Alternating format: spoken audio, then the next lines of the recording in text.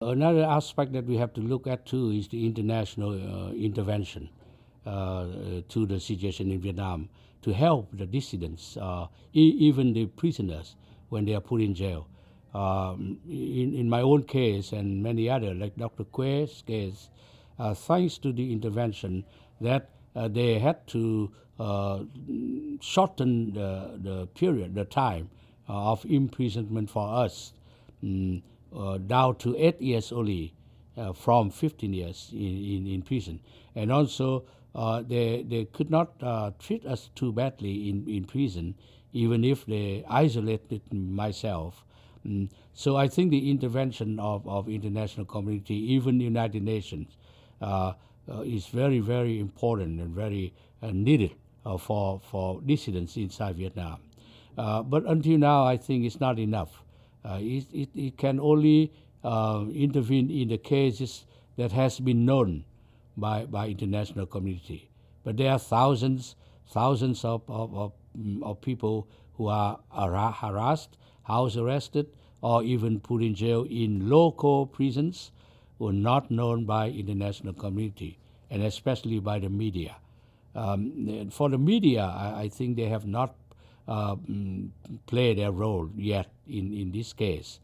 They might pay attention more on Burma, for example, but not on China maybe, but not on Vietnam yet.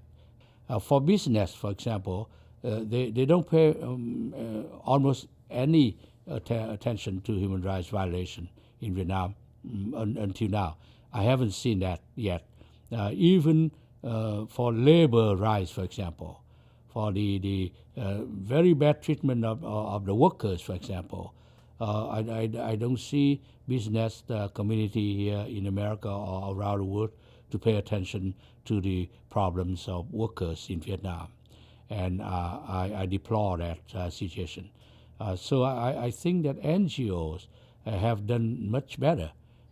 Human rights NGO have done much better. They have paid more attention to us, to dissidents, to harassment. But they don't have enough information. They don't know that thousands of people are still being harassed. Sometimes some cases are brought up to them. They will react very fast for them. So we need ourselves, we need to give them more information, news about that.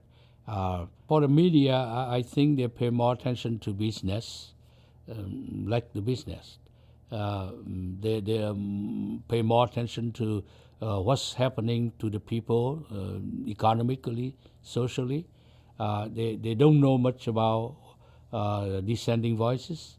The dissidents, for example, cannot get in touch with the newsmen in Vietnam. They cannot because they will be arrested, etc. So that's one of the reasons. The second reason is because there are no cases very highly internationally known in Vietnam, like in Burma, for example, with Aung San Suu Kyi.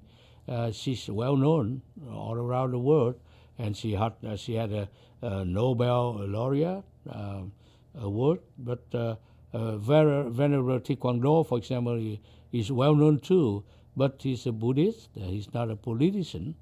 So I think that those are the other factors.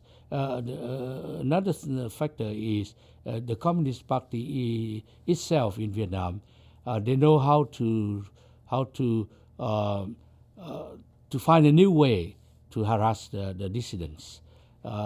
Instead of putting them in jail to bring up them to the media, they will secretly harass them, and the newsmen don't know. Even if they want to, they don't know.